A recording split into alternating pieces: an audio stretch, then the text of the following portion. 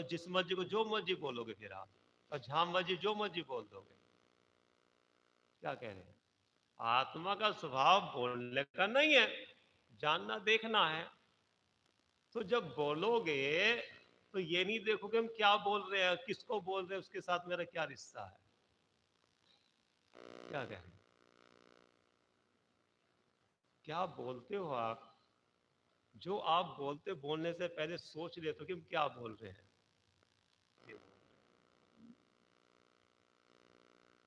जो आप दूसरे के प्रति व्यवहार करते हो, वो व्यवहार अपने लिए चाहते हो क्या? बोलो। आप अपने लिए तो अच्छा व्यवहार चाहते हो, अच्छे शब्द चाहते हो कि मेरे सब आप बोले, आप बोले, आप बोले, सम्मान करें। तो जो आप दूसरे को सम्मान आप सुनना चाहते हो, वो आप दूसरे को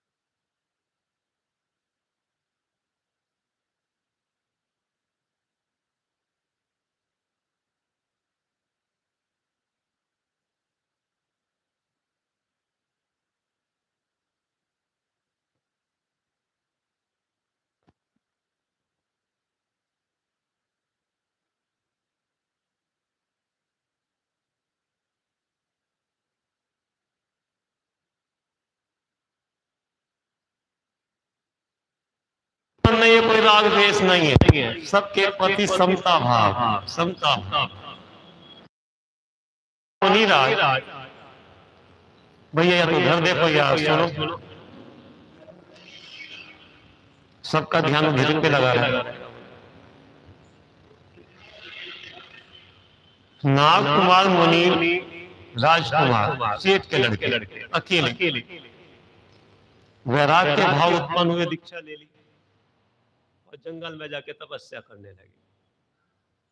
जब देह अपना नहीं तहान अपना कोई, अब उन्हें संसार से कोई लेना देना नहीं, ना कोई माता किसी की, ना किसी का बहन, ना किसी का बंधु। मैं तो एक गाय भाव जंगल में जाके तो अपना ध्यान में है। अब जिस जंगल में खड़े थे वहीं डाकुओं का जो समूह वहां रहता था, उसी रास्ते से निकल के गया। थोड़ी देर के बाद उसी रास्ते से उसकी माता बहन वो भी निकल के गई। आप समझना, उसकी माता ने अपने पुत्र को मुनि जानकर उसका आदर सत्कार करा, नमोस्तु करा। मुनि से पूछा, महाराज रास्ते में कुशल मंगल है क्या? मौन रहे। क्या पूछा? रास्ते में कुशल मंगल है क्या? जबकि जानते थे डाकू समूह गया वहां पे, राग भाव नहीं आया, ना सत्य बोलने के भाव है, ना झूठ बोलने के भाव है। मौन रहे। कौन किसकी माता और कौन किसका डाकू, हमें किसी राग द्वेष नहीं है। जिनका गाय से रास्ता जुड़ गया, जिन्होंने सत्य को स्वीकार कर लिया, वहां राग देश के परिणाम उत्पन्न नहीं होते। ना बचाने के भाव आते, ना मारने के भाव आते। बचाने के भाव शुभ भाव है, पुण्य भाव है, और मारने के भाव शुभ भाव और आत्मा शुभ अशुभ भगवान से जुदा तत्व है। जिनकी परिणति में सत्य धर्म प्रकट हो गया, वहां राग देश उत्पन्न नहीं होता। ना वहां मित्र दिखाई देता, ना शत्रु दिखाई देता, सब आत्मा दिखाई देते हैं। सत्य धर्म का मतलब ये है। झूठ बोले तो किसके लिए बोले, और सत्य बोले तो किसके लिए बोले। अगर झूठ बोल रहे हो तो किसी से आपको द्वेष है, और सत्य बोले तो किसी से राग है। जिन्होंने ध्रुव की धधकती धगत में राग देश को जला दिया, और जिनकी परिणति प्रचुर मात्रा में अति आनंद का रसावाद होता है, प्रभावित होता है वीतराग परिणति में। बोलो, प्रचुर मात्रा में जो रस उत्पन्न होता है वो राग देश को जलाते। संबंध किसी से नहीं है। जिसका एक गायक से संबंध जुड़ गया, अब किसी से कोई संबंध नहीं है। तो माता और बहन उसी रास्ते से आ गए, डाकुओं ने घेर लिया, लूट लिया, उनको पकड़ लिया, बंदी बना लिया। तो माता सोचने लगी, देखो मेरा पुत्र होके कितना कहना बैरी निकला। उनने बताया नहीं कि रास्ते में डाकू है, मुझे लूट लूट लिया उन्होंने। कैसा मेरा पुत्र डाकू। और ऐसा सोचकर उनने अपने पुत्र को गाली बकने लगी और छुरी मारने लगी अपने पेट में, कि जिस पेट से निकला उसको कोई खत्म कर दो। डाकू ने जब सुना उसको बड़ा आश्चर्य, अरे धन्य ऐसे मुनिराज। इनको मुनिराज ने ऐसा जानकर भी कि इस रास्ते में डाकू अपनी माँ को बताने के, सत्य कहने के भाव नहीं आए। धन्य ऐसे मुनीश्वर जिनको किसी के प्रति राग देश उत्पन्न नहीं होता, अपनी माता को भी बचाने के भाव नहीं आए, सत्य कहने के भावना है कि रास्ते में खतरा है। अरे किसकी माता, कितनी माता बना ली हमने। ये हमारी माता है, ये सत्य है कि असत्य है। व्यवहार से तो सत्य है, और प्रमाण से देखा सत्य नहीं है, सत्य नहीं है। ये सारे संयोग वियोग को लिए हुए हैं, और जितने भी संयोग कर्माधीन है, और हमारी वस्तु कर्म से जुदा तत्व है, जिनकी परिणति में सत्य धर्म प्रकट हो गया। बोलो किसको माता कहें और किसको शत्रु कहे। ऐसी ऐसी माता कितनी बना ली, हमारी माता नहीं है। अरे जब यही हम नहीं है, बोलो बोलो है क्या हम ये। बोलो कितने दिन से झूठ बोलते आ रहे हो। बोलो बच्चा सुनो, बच्चा एक बार गलती से अपने पिताजी की पैंट में से पैसे निकाल ले, ठीक है ना। अब घर वालों को पता कि पैसे तो इनने निकाले हैं। अगर वो बच्चा एक बार में झूठ बोल दे तो सत्य बोलने के सारे रास्ते बंद हो जाते हैं। वो जितनी बार बोलेगा झूठ बोलेगा, और एक बार वो सत्य बोल दे तो झूठ बोलने के सारे रास्ते बंद, और निशंक है। समझना ना, ये लौकिक की बात कह रहे हैं। लेकिन वो डर से भय से झूठ बोलता जाता है, तो उसके सत्य के रास्ते सारे बंद हो जाते हैं। ऐसे अनादिकाल से जीव अपने सत्य रूप वस्तु को स्वीकार न करके झूठ बोलता आ रहा है। बोलता नहीं आ रहा झूठ, स्वीकार कर रहा सत्य को। सत्य रूप जो मेरी वस्तु है, सत्तावान जीव तत्व, उसको स्वीकार कर रहा है क्या। सुनता है, पढ़ता है, तो बात भी करता है सत्य की, लेकिन सत्य को स्वीकार नहीं करता। बोलो करता है क्या। ये सारी जगत की वस्तु बिजली के समान चमक व देखते देखते बिछड़ जाती है, उसे रखने की कोशिश करता है, बना के रखने की कोशिश करता है। देखते देखते शरीर गलन पूरन देखते देखते सड़ता जाता है, इसकी रक्षा करता है। जिसकी रक्षा करने से रक्षा हो ही नहीं सकती। बोलो किसकी, असत की उत्पत्ति हो ही नहीं सकती, सत का कभी नाश नहीं हो सकता। बोलो होता है क्या। किसको बोलो, किसको रखने की कोशिश कर रहा है। पानी के बुलबुले को आप बचा सकते हो क्या फूटने से।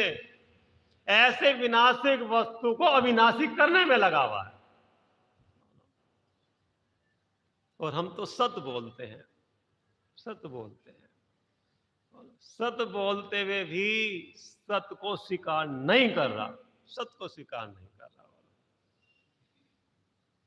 जिसकी परिणति में उत्तम सत्य प्रकट होता है, वो मुनीश्वर पहली बात तो बोलते नहीं, और जब बोलते तो हित मित प्रिय वचन बोलते हैं। बोलते नहीं कि बोलना राग है। अब किसी भव्य जीव को भव से भीरु जिसको भव से भयभीत हुआ है, उस भव्य जीव को उसको भव्यता जानकर हित मित प्रिय वचन बोलने का राग भाव आता है। उस वचन को उपदेश देते ही उस राग को है ही जानते हैं, उसको भला नहीं मानते। और राग को उपादेय मान रहे तो सत्य को स्वीकार नहीं कर रहे। उपदेश देना मुनि राज का कर्तव्य नहीं है, उपदेश देना कर्तव्य नहीं है, जिम्मेदारी भी नहीं है। और उस राग से अपना भला मानना वो भी मिथ्यात है। क्या कह रहे बोलो भैया, ख्याल में रही बात भैया। मुनि राज को यहां उपदेश का राग आता है, वो हे जानते हैं मेरे लायक नहीं है राग। जिनको वीत राग स्वभाव की दृष्टि पूर्वक वीत राग परिणति हुई है, उनको राग भाव उत्पन्न नहीं और होता तो उसे भला नहीं मानते। और जिसको वो उपदेश दिया जा रहा है, वो मुनि राज के उस राग को भी भला नहीं मानता, उस राग से भला होगा उपदेश से ये भी नहीं मानता। सत्य तो यही है, लाभ तो अपने ज्ञायक भाव से होता है। हित मित क्रिया वचन, संसारी बात नहीं करते, हित, उसके हित की बात करते हैं। भैया ये सारी जगत की वस्तु विनाशिक क्षणिक है, कब तक इसमें लगे रहो, सत्य को स्वीकार करो। अनादिकाल से जीव इस मोह के नशे में गति गति पर्याय पर्याय भटक रहा है। किसके कारण? अपनी जीव की सत्ता स्वीकार नहीं कर रहा। जीव की सत्ता स्वीकारो, हित के वचन कहते हैं, हित के वचन, हित के वचन, कोई दूसरा नहीं। जिस हित के कार्य में लग रहे हैं, सामने वालों को हित का ही उपदेश देंगे, अन्य उपदेश ही नहीं है। और उनके पास एक ही काम है और एक ही औषधि है। जिनेन्द्र देव के वचन भव रोग की औषधि है, भव रोग की औषधि। लगता है क्या बोलो कि जिनेन्द्र देव के रोग बोलो वचन भव रोग की औषधि है। ज्ञान समान आन जगत में सुख को कारण, ये परमा अमृत जन्म जरा में तो रोग निवारण, रोग निवारण। बोलो भैया ये तेरे को 18 दोष लगे हुए हैं, ये रोग लगते हैं क्या? बोलो भैया रोग है, भूख ना लगना रोग है, भूख लगना रोग है कि भूख नहीं लगना रोग है? निंद्रा नहीं आना वो रोग है कि निंद्रा नहीं आ रहा वो रोग है? निंद्रा आ रही है, बोलो क्या रोग है? निद्रा नहीं आती, डॉक्टर के पास जाते हो ना, भूख नहीं लग रही, डॉक्टर साहब कोई ऐसी दवाई दो कि भूख उठ जावे हमारी। अबे मुनीश्वर, हे भगवान, आपने क्षुधा रहस्य रहित हो गई, क्षुधा कब हमारी शांत होगी? बोलो ये क्षुधा कब ना शांत होगी? ये क्षुधा जब उठती है तो श्रावक के आगे ऐसे आके हाथ फैलाने पड़ते हैं। जो हाथ भगवान के सामने जुड़ते हैं, वो क्षुधा उठने पर ये श्रावक के आगे जुड़ते हैं। हे प्रभु, ये क्षुधा का राग ही समाप्त हो जब हाथ ही ना फैलाने पड़े। बोलो सत्य है कि असत्य है ये? बोलो ये रोग है। बोलो भोजन करना, भोजन करते करते क्षुधा का नाश नहीं होगा, अनशन उन्होंने करने से क्षुधा का नाश होगा। अनशन उन्नोदर व्रत प्रसंख्यान रस प्रत्याग क्या है कि क्षुधा वेदनी कर्म के जब क्षुधा होते हो, श्रावक जीव इच्छा का निरोध कर करके क्षुधा को धीरे धीरे धीरे शांत करता, नाश करता है। बोलो अगर भूख नहीं लग रही हो, बोलो चिंता में पड़ जाओगे ना कि भूख कम हो गई हमारी, पता नहीं क्या चक्कर है, क्या रोग हो गया हमारे। बोलो नींद नहीं आ रही, चिंता में पड़ जाए, भैया ये तो नींद नहीं तो बीमारी का लक्षण है, भैया ये स्वास्थ्य का लक्षण है, स्वास्थ्य का लक्षण है नींद आना। बोलो ये भैया ये कह रहे थे। बोलो मुनिराज सोते ही नहीं है, हो अर्ध निशा का सन्नाटा, वन में वनचारी चरते हो, तब शांत निराकुल मानस। बोलो जब मोही जीवों की दुकानें बंद हो जाती है ना, तब साधक जीवों की दुकानें खुलती हैं। जब मोही जीव मोह से अपना व्यापार बंद कर देते, सब साधक जीव का व्यापार चालू होता है। क्या कह रहे हैं? जिनकी परिणति में सत्य धर्म प्रकट हुआ है, सत्य धर्म, सत्य को स्वीकार करा है। सत्य का पता चलने के बाद सत्य से कितनी दूर रहोगे? दूर कब तक दूर रहोगे? जब सत्य पता लग गया कि सत्य ये है और असत्य ये है, तो फिर सत्य से कब तक दूर रहोगे? और सत्य को नकारते रहते हुए वो सत्य असत नहीं हो सकता और असत सत्य नहीं हो सकता। तीन काल में कितनी नकारने की कोशिश कर लो, कितनी कोशिश कर लो, झूठ को सत्य बनाने की कोशिश कर लो, सत्य को झूठ बनाने की कोशिश कर लो, कभी हो ही नहीं सकता, हो ही नहीं सकता। झूठ झूठ ही है, सत्य सत्य ही है। सत्य की परीक्षा करने के लिए अभय कुमार ने यह कह दिया कि इस बालक के दो टुकड़े कर दो। सुनना कहानी। किसी सेठ की दो स्त्रियां थी।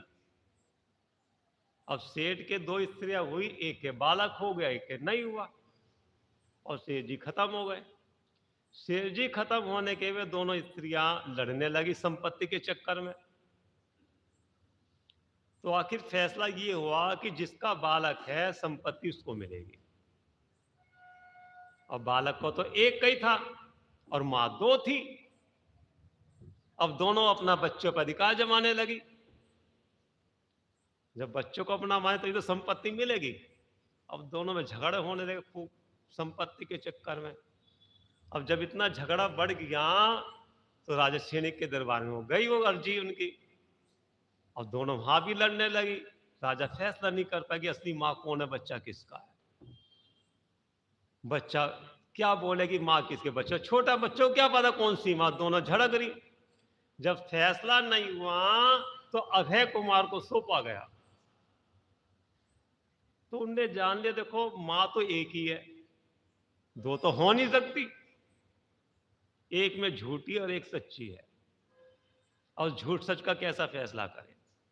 उनने कहा भैया तो फैसला नहीं हो रहा ना, तुम ऐसा करो कि बच्चे के दो टुकड़े करके आदेश को दे दो, आदेश के दे दो, संपत्ति का आधा आधा बंटवारा हो जाएगा। लेकिन जो उसकी असली मां थी, ये सुनते ही कि नहीं नहीं बच्चा मेरा नहीं, बच्चा उसी का दे दो, उसी को है बच्चा। तो क्या कह रहे हैं, जिसके अंदर में ममतपना है बालक के प्रति, वो जरा सा बुरा नहीं चाहे, संपत्ति भले ही ना मिले लेकिन बच्चा सुरक्षित रहे। भले ही हमारी गोद में खेलेगी, दूसरे ही गोद में बच्चा तो सुरक्षित रहेगा। बच्चे की सुरक्षा के लिए सत्य को भी झूठ में बोला, इसका नाम दूसरे की रक्षा करने के लिए, दूसरे की परिणाम संभाल करने के लिए, दूसरे के धर्म की रक्षा करने के लिए धर्मात्मा जी झूठ भी बोल देता है। भले ही स्वयं आपदा में पड़ जावे, समझो, स्वयं आपदा में डाल के दूसरे के परिणामों की रक्षा करता है। और यहां अपने सम्मान की रक्षा करने के लिए दूसरे का भले ही नुकसान हो जावे तो झूठ भी बोल देता है, हमारा भला होना चाहिए। जब वो माता श्री कहने लगी कि नहीं नहीं बच्चा हमारा नहीं, इसका ही दे दो, तो अभय कुमार ने समझ लिया कि बच्चा इसी का ही है, उसको दंड दिया। तब सत्य की परीक्षा हुई। आप समझो, जब आप ये सोचो लौकिक में भी जो चीज अपनी नहीं है उसको तुम अपनी मान रहे हो, उसका दंड कितना मिलेगा। और जो वास्तव में अपनी शत्रु वस्तु है उसको नहीं स्वीकार कर, उसका दंड क्या मिलेगा। जो वास्तव में अपनी चीज है, अपनी चीज का पता ही नहीं और पर चीज को आप झपट्टे मारने लग रहे हो, कब तक, किसके लिए और क्यों। कभी आपने पूछा, आपने किसके लिए कर रहे हो ये नाटक और कब तक कर रहे हो। अपनी अपनी करने लग रहे हो, अपनी अपनी करके झूठ बोलने लग रहे हो। तुम साथ में लेके आए थे कि साथ में लेके जाओगे। अधिकार जमा रहे दूसरे की चीज पे। बोलो आप समझो, ज्ञानी धर्मात्मा अपनी नीति कमाई की चीज को ही अपनी कहता है, ये व्यवहार में सत्य है। ये व्यवहार का सत्य कह रहे हैं। अपनी नीति कमाई की चीज कोई अपनी कहता है, लेकिन दूसरी की चीज पर नजर नहीं रखता, और दूसरे की चीज को भी अपना कह रहे हैं तो व्यवहार से भी झूठ है वो। अपनी तो अपनी है ही, और दूसरे की भी अपनी हो जाए ऐसी नजर रखता है। क्या कह रहे हैं? अपनी चीज तो बनी रहे और दूसरी की चीज भी अपनी हो जावे, इस पे नजर रखता है। समझो कैसे? अगर अपना एक ही बच्चा है, एक ही बेटा है ना, तो उस सारी संपत्ति का अकेला वारिस वही है ना, एक ही लड़का। वो पिता बहुत दूर की सोचता है, सुनना भैया, बहुत दूर की सोचता है। कि क्या सोचता है? कि अपने लड़के की शादी वहीं करेंगे जिसकी केवल एक ही लड़की हो। क्यों? क्यों? और ऐसी घर ढूंढता है कि केवल एक ही लड़की होती, कि जब उसकी भी एक ही लड़की होगी और कोई लड़का नहीं होगा तो उसकी संपत्ति भी हमारी, तो हमारी तो है ही, उसकी भी हमारी, उस पर नजर रखता है। भैया कह रहे ये भी हमारी नहीं और वो भी हमारी नहीं, हम तो एक ज्ञायक भाव है। इसको सत्य को स्वीकार करो, सत्य को स्वीकार करो। जिसके जीवन में ऐसा सत्य, उत्तम सत्य धर्म प्रकट होता है, वो दूसरे पे तो नजर रखता ही नहीं, और अपनी वस्तु पे भी उसकी पकड़ ढीली छूट जाती है। ये भी हमारी नहीं है, ये भी कर्माधीन वस्तु है। तो झूठ तो नहीं बोलना, सत्य बोलना, लेकिन ऐसा सत्य नहीं बोलना कि सामने वाला खतरे में पड़ जाए, उसकी अवहेलना हो जाए, निंदा होने लगे। ऐसे कठोर वचन नहीं बोलना। आप समझो, वचनों की जो मार होती है वो तीर से भी ज्यादा घायल करती है। आप क्या कह रहे हैं?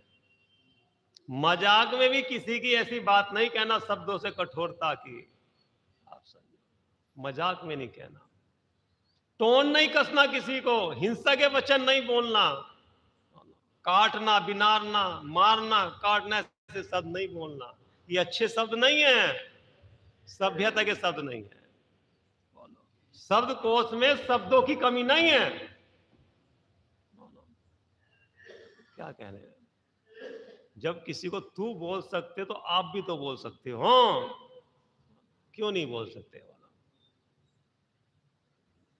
क्यों नहीं बोल सकते? अगर किसी को तू बोल रहे हैं तो इसका मतलब आपकी नजर में वो छोटा है, छोटा है। और किसी को आप बोलने लग रहे हो तो आप उससे कोई स्वार्थ की पूर्ति करना चाहते हो। पकड़ो अपने अभिप्राय के रस को, ये है अभिप्राय का रस, इसके पीछे क्या चल रहा तेरे। व्यवहार तो ज्ञानी जीव का सबके प्रति एक जैसा ही होता है, चाहे वो नौकर हो, चाहे रिश्तेदार हो, चाहे सफाई का कर्मचारी, चाहे भिखारी हो, सबके प्रति एक जैसा व्यवहार, एक जैसा समान आत्मा, सब आत्मा है। जहां किसी के प्रति छोटे बड़े के भाव नहीं, राग देश नहीं, उसका नाम है समानता, समानता, सहजता। अगर आपका व्यवहार बिगड़ रहा है, वचन बिगड़ रहे हैं, तो इसका मतलब सत्य धर्म प्रकट नहीं हुआ, छोटे बड़े की भावना है। क्या कह रहे हैं? छोटे बड़े की भावना मतलब राग देश, राग देश, राग देश। ये राग देश करके अपनी आत्मा पे दया कर रहे हो कि अपनी आत्मा का नुकसान, हिंसा कर रहे अपनी आत्मा। और हम तो सत्य बोलते हैं, सत्य का नियम ले रखा है हमने, झूठ नहीं बोलते, झूठ नहीं बोलते। तो झूठ नहीं बोलते तो संसार की सामग्री अपनी कहते हैं झूठ है कि सच है। आप समझना, जो जो आंखों से देखते वही सत्य होता है क्या? कि कानों से सुनते हो तो कानों की बात तो नहीं मानना, और आंखों देखी वो सत्य होती है, ऐसा है क्या? कभी कभी आंखों से देखी वस्तु भी सत्य नहीं होती, वो भी झूठ हो जाती है। आंखों से देख के बस को सच समझ ले कि यही यथार्थ है। आप समझो, तो व्यक्ति गलत फहमी में उससे बैर बांध के, कसाय बांध कर कर्म का बंद करता है। कि कानों की जो सुनी है वो तो झूठ हो सकती है भैया, लेकिन हमने आंखों से देखा है। कैसे बोलो? जब शेष सुदर्शन जी को अभय रानी बिस्तर पे उस प्रकार से गलत हरकत कर रही थी, तो रानी ने उसको फंसाने के चक्कर अपने कपड़े अपने सब फाड़ लिए, हाव भाव खराब करे। तो देखने वालों ने सत्य देखा कि झूठ देखा? वो सत्य था कि शेष सुदर्शन कुछ व्यभिचार कर रहे थे, कि रानी उसके साथ कुछ कर रही थी? कि हमने आंखों से देखा कि सेठ जी देखो गलत कर रहे थे। वो गलत फहमी में वो लोग कर्म का बंद करना। रानी चेलना बाजार में खड़ी, चेलना नहीं, क्या नाम था उसका, चंदना, सॉरी। और वो सेठ उस क्या नाम बाजार में खड़े हुए उससे मोल तो करने लगे। तो जो उनके मित्रों ने देखा वो सत्य देखा कि क्या ना गलत देखा? कि देखो सेठ जी बाजार में खड़े मोल भाव कर रहे हैं लड़की का। गलत भाव हो जाता ना पैदा। तो इसलिए आंखों देखी बात को भी सत्य नहीं स्वीकार कर लेना, दूसरे की झूठी वूठी बात सुनकर जल्दी विश्वास नहीं कर लेना, अपने ज्ञान से परीक्षा करके तब समाधान कर लेना। भैया वो तुम्हारी बुराई कर रहा था, अच्छा, और आपने सुना ही नहीं, समझा नहीं। जो तुम्हारी बुराई कर रहा था उसी से जाके पूछे तो भैया क्या बात है, क्या गलती हो गई हमारी? आप उससे तो कहते नहीं, और गलत फहमी पैदा करके उससे दूरी बढ़ा लेते हो।